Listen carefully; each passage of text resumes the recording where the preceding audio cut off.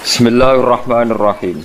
Kulo akhir-akhir ini sering neliti ya, fungsi maknawi dan lafzi ya, di semua ayat Quran, ya, di semua ayat Quran. Misalnya orang itu misalnya dulu sering maksiat, kemudian oleh fikih ditata, orang tukang maksiat itu ditawan itu orang Indonesia gitu di penjara. Misalnya maling, bajingan ya. Itu kalau di penjara kan terus gak iso maling meneh. Terus gak iso bajingan meneh mesti di penjara, di borgol atau di sel. Kemudian itu nyata tapi fisik, fisik. Dia mungkin tetap bisa koordinasi anak buahnya lewat penjara kalau dijenuh atau apa, sehingga banyaklah pengedaran narkoba sampai penjara karena yang di penjara hanya fisik. Kemudian ada penjara maknawi ini, penjara maknawi itu misalnya begini. Ada orang itu sering kecewa dengan istrinya atau dengan anaknya, tapi ya di situ-situ saja. Misalnya dia mbak yang naruhan kata sekolah ya tetap di seputar naruhan saja. Kalau orang berduaan ya di sekitar berduaan saja. Mungkin kalau dia tokoh nasional ya kita kritik Indonesia dari bangsanya pemalas, orangnya agak dinamis kayak Singapura. Dia ya agak kemana-mana tetap di Indonesia. Artinya apa? Ini peringatan gitu aja dengan mahabbah maknawiyah ini yang penting ditanamkan ulama. Kalau orang mencintai Allah dan Rasul, mencintai Quran, mencintai santri, mencintai kebenaran, meskipun dia agak dipenjara secara fisik, pasti dia ini akan terpenjara secara maknawi, pasti tidak kemana-mana. Pasti apa? Tidak kemana-mana. Jadi misalnya gue senang bojomu, ya tetap di seputar-seputar situ. Kalau larang beli ben wayo nomor loro, pokoknya gak jauh-jauh di situ.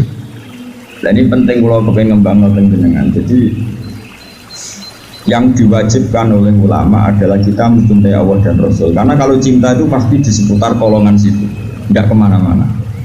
Jadi kalau kita mencintai Allah, mencintai hukumnya Allah, pasti di kolom itu, tidak kemana-mana. Meskipun kita ada di penjara secara fisik, tapi akan di penjara secara maknawi, akan di penjara secara maknawi. Maknawi itu tadi, fisiknya kita bebas, tapi agak kemana-mana karena diikat oleh mahabbatullah wa mahabbatullah Rasul. Ini disebut nama al-arif billah nama asirun, dia marbutun dan cancang dihubungi kelan seneng neng napa Allah.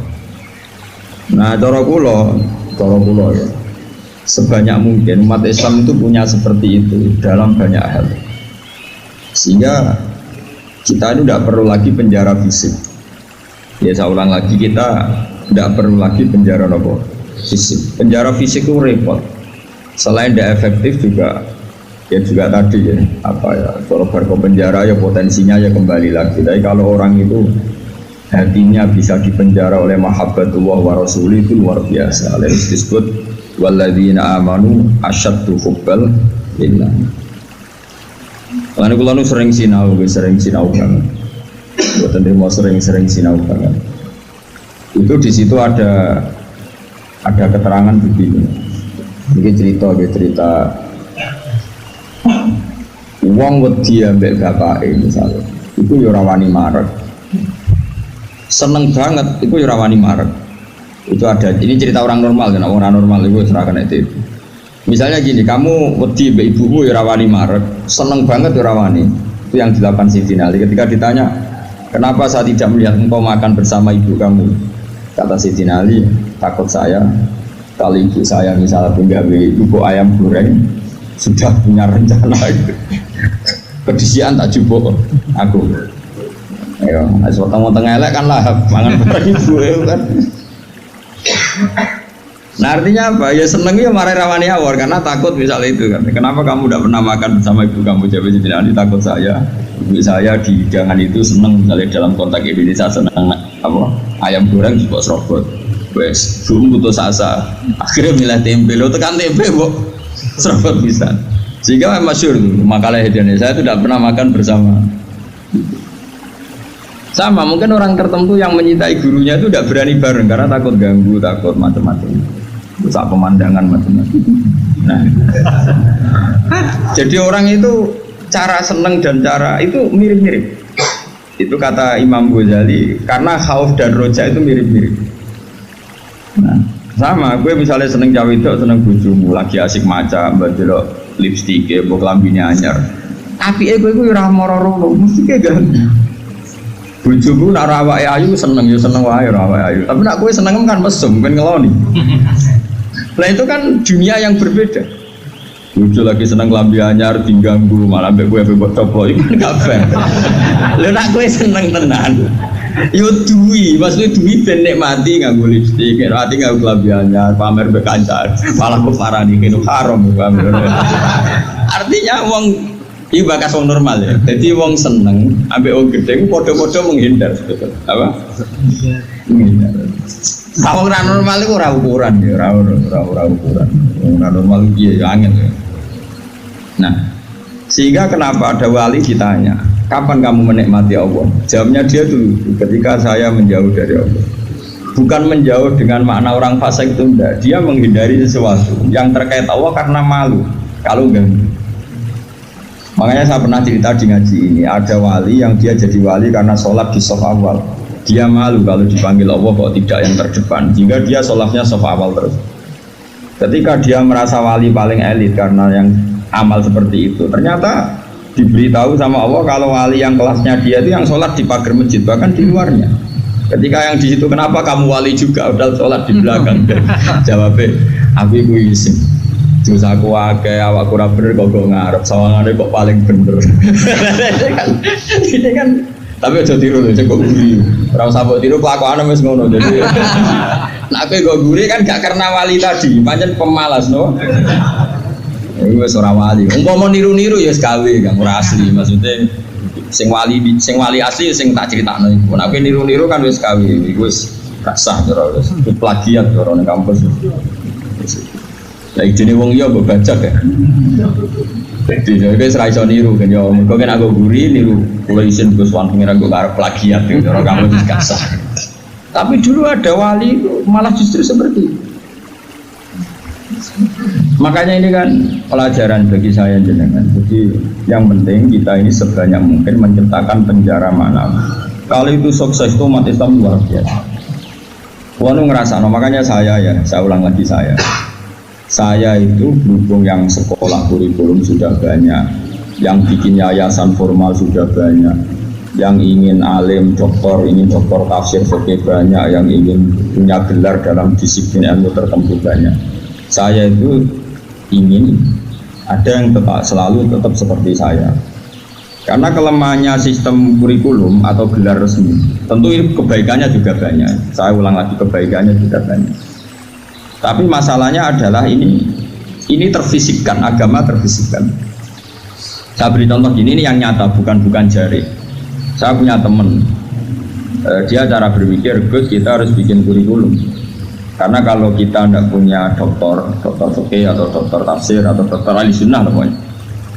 Lalu nanti yang jabat di Kemenak orang-orang Wahabi atau Salafi Wahabi, nanti ya kebijakan Indonesia diarahkan Salafi Wahabi. Jadi lama-lama kayak Wali Songo itu tidak dikatakan pusat sejarah tapi pusat kemusyrikan. Karena rombongan Wali Songo ini rombongan kemusyrikan. Kok ketuanya ya ketua. Jadi nanti mereka.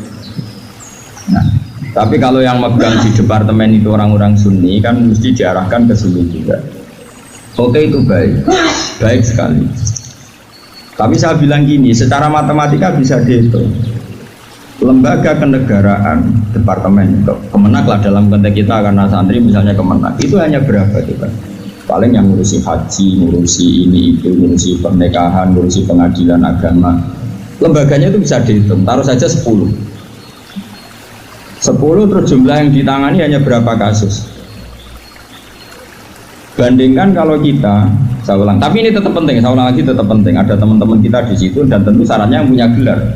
Kan nggak mungkin kayak ngelamar jadi dirjen haji terus jeneng sopo Rufin karir sabar fakir suwi itu ya prestasi. Itu kan poin, cara pengiran poin, tapi cara negara kan enggak. Cara pengiran poin, Kang nyabari nasib suwi itu cara pengiran poin. Terus wis wanen itu cara pengiran yo poin. Ada hadis Allah itu malu nyiksa orang sing wis wanen. Oh itu cara agama poin, tapi cara negara kan enggak. Terus Allah itu senang wong fakir sing lemu. Mergo wis rido mbek kodok-kodok iku ya poin. Lha itu gurunya Imam Syafi'i itu lemu. Makanya kata Imam Syafi'i jarang ono wali sebabnya lembu kecuali Abdul Hasan As-Syaibani. Udah ini jadi wali mergo lembu. Gua ngetak sange ridane mbek Allah mangan. Ngetak kok mangan terus. Ora ono wong warak saka rahmate pangeran. Kowe mangan kok leren, berarti kowe nganggep ngakhiri rahmati Allah. Tapi nek ora iso leren. Ya jadi wali. Jalur itu pun bisa jadi wali. Tapi ojo kawe lho, ini kan wis kawe, ora partene iki wis kawe, angger bar iki wis kawe, wis plagian to. Tadi kau lah niru wis ora oleh, gak keren no. Terus sekarang kita hitung, ruang ini nyata ya, dan saya sering ya berdebat seperti ini atau mikir seperti ini, karena saya ketemu berbagai pihak, ya tentu yang baik, yang punya mental ad-dinu an-nasihah, ya punya mental nasihat. Nasihat itu iradatul khairi nabo lil selalu berkeinginan baik untuk yang lain. Lalu ada kiai-kiai kultural kayak Pondok Sarang, Lirboyo, Sidoarjo, pondok-pondok besar. Ini kan nggak ada gelar. Tapi setiap di pondok itu diajari madzhab ahli sunnah. Ono sing kerja Temangsang yang pedalaman Kalimantan, ono sing bisnis bongkrat buang nganti tuwek melarat, ono sing sugih mergo diorder dari guru privat. Ono sing juga mergo dikultusno dukun nak ndonga mandi, macam-macam. Nah ini kan dari berbagai lini, ono kabeh. Ono darani wali, terus rambutnya gondrong, juga macam-macam lah. Terus wong yakini nak rambutnya ra kena dipotong, terus adol godri yo larang macam-macam lah. Pokoke macam-macam jenisnya macam-macam. Sing sowan yo macam-macam. Pejabat kepentok pangkat sowan. Ono sing suwanto njuk ngombe, ono sing njuk godri, ono sing njuk donga. Kulo nak maca piyambak abot iki kulo sangoni wong jenengan semojo, macam-macam lah. Wong suka ora ngajar kiai jadi order. Akhir kon maca dhewe mboten saged iki. Kulo atuk salam templek jenengan semojo. Kiai ini wong duwe ya penting. Iku yo pinter duwe ditampa terus ngombeni banyu didongani kon ngombe. Wong percaya yakin ya dalam mandi. Tapi ini nangani ribuan orang, mungkin jutaan orang, dan karena yang nangani ini orang-orang ahli sunnah, maka mereka akan mengembangkan madzhab apa? Ahli sunnah. Saya itu berkali-kali cerita di mana-mana. Saya itu punya teman dulu sekolah itu goblok karuan, terus melarat goblok keriting. Woi, ora tau munggah kan sekolah. Wireng pisan, lumayan kue putar. Itu sekolah ora tau munggah. Serangane jaduk macam. Pokoknya seneng jaduk. Dia itu kerja di pedalaman Kalimantan. Kerja betul, dulu juga ada HP, dia punyanya surat. Gus kulon itu tentang pedalaman Kalimantan. Itu tiang-tiang tak ajak Jumatan, tak ajak sholat zuhur. Dia eling, sisa-sisa fikih eling. Kalau dalam madzhab Syafi'i, orang yang tidak mustautin itu kan tidak wajib Jumatan. Dan kalau jumlahnya tidak 40, tidak usah Jumatan, hanya sholat apa? Zuhur. Masih ingat ya orang goblok banget temen untuk suwi. Mulai bareng pulau. Akhirnya singkat cerita, tiap nih pedalaman Kalimantan itu dia gaya musola kok bekas-bekas kayu. Ya terus kalau Jumat mereka jadwal gak gelem. Padahal nggak 40 juga tidak mustautin penduduk yang punya kampung. Alasannya mau ngomong awam, Pak, wong Jumat kok zuhur. Terus ini tak aku, Gus apa boleh zuhur? Apa boleh apa? Jumatan, tak jawab boleh. Seperti komanda pelas mungkin Jumatan. Singkat cerita. Dia tersiksa, dia ini cerita di penjara ya, karena dia orang soleh dan dia nganggap itu sholat penting. Bukan sekedar sholat penting, juga penting mengajak orang lain sholat. Wes kere Temangsang yang tengah alas, ijek buruannya polisi, zaman ijek unjungi ilegal lobby. Ya tetap anak-anak sholat. Juga komunitas sholat, mahabbah yang Allah dan Rasul. Tapi kalau kita membiasakan anak, jom gue sekolah IAIN, jom gue sekolah Aliyah. Ben kok iso ning Al-Azhar, ben iso ning Umil Qura, kok kowe LC terus payu departemen. Kowe nek mimpin agama bentuk gaji. Dalile fid dunya hasanah wa fil akhirati hasanah. Nah, tapi problem yang jenis ini adalah ketika negara nak menggunakan, dia akan putus asa. Ketika yayasan besar nak menggunakan, dia akan putus asa. Ngalor ngidul go ijazah. Sesuai golek dukono ning wong sing ra digelar. Nah, ini kan sama-sama problem. Artinya kita sebagai ulama harus beda, meskipun kita saling mengakui tapi harus. Terus ada lagi teman saya, dia hidup di Sulawesi, dia sama kerja di Kayunan. Itu kalau mau cari masjid, itu 4 jam. 4 jam dari dia di tempat kayu tadi. Mau masjid jam 11, masjidnya cek kuncinan. Akhirnya dibuka-buka dewi, disapo-sapo di sadar. Waduh sing lucu gini, memang soleh kan. Sing sitok alumni sarang, ketemu alumni Lirboyo. Ono grupnya ketemu alumni Tegalrejo. Ini orang-orang yang nasibnya itu gak jelas, tapi dibawa, ini betul nyata. Dibawa oleh agamanya ketemu di titik masjid. Kapan bapak eling Jumatan? Jadi kami ini tahu modal, berang tahun, 4 tahun. Lah kok terima dadi ngene, bisa ngaji ra tenangan. Macam-macam lah. Akhirnya ini masjid itu ketemu sekian alumni pondok besar. Cocokan nasib, cocokan ibadah, cocokan macam-macam. Jajal sampean. Saya itu pernah ke PJTKI. Itu di Jakarta. Itu kebetulan kakak saya itu pas ke situ saya diajak, ada teman saya. Suwandri orang jenenge Hamid. Gus, kamu kenal orang ini? Namanya Hamid. Ini dulu mondok di sini. Mesti katanya kenal jenengan. Tak tahu, Mit. Kau orang kerja ning Arab Saudi gak? Apa nih di Korea? Apa yang terjadi setelah dia di Korea? Warjon dia niatis gak niat dakwah, gak niat jadi kiai. Ngomong kuwapo jenenge melarat ini kuwapo terus. Oh, serat terlintas sampai kiai. Pokoknya ning Korea kuwapo jenenge makhluk melarat itu kuwapo dan pokoknya pengen menghilangkan kemelaratan ini. Lah ora ning Arab. Akeh bisnis Arab lho. Ketemu kanca-kanca isin berkaitan. Aku bisa tahu ngaji sih. Motif. Dulu baru ning Korea iku ora nganti sugih. Terus dia masjid, komunitas majelis taklim. Ya mereka dia dipenjara oleh amari pangeran, oleh perintah pangeran. Nak urip itu kudu apik lan aja wong.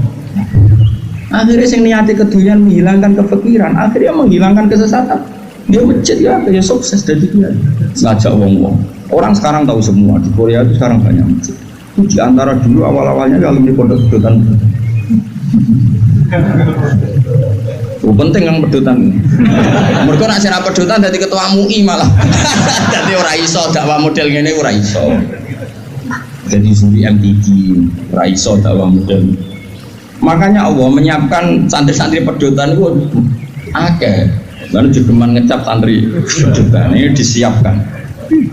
Mereka nak sira pedotan ketua MUI, juri musabaqah, ora ngarah dakwah ngene-ngene. Malah untuk duit, ibu tiket gratis, di neng ya apa yang murid-murid bagomu, tapi gak sekeren sing heroik gitu. Cara poin ini ngarepe Allah ya tuntas soal sing ini. Nah ikhlas loh ya. Kecuali orang ikhlas, ini ngono iku kegiatan nglakokno fakire.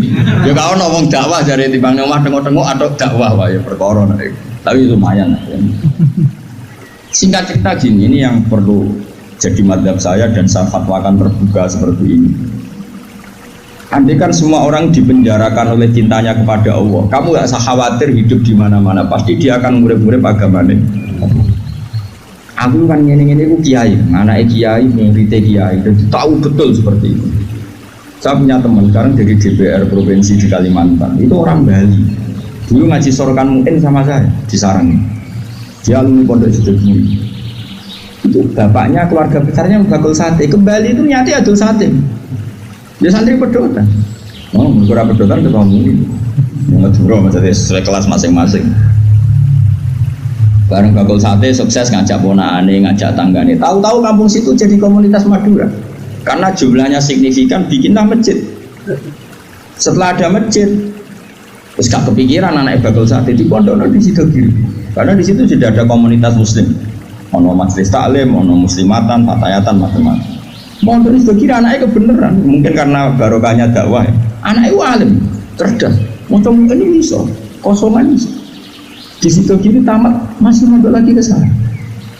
Langsung tingkat berapa dulu yang ngetes saya dulu, dia langsung alim. Coba.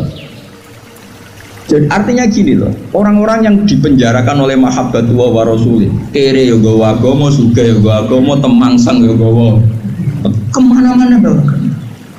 Lalu lucunya kita sebagai pakar agama malah membatasi sekolah sing ono gelar ben iso dadi ngene dadi.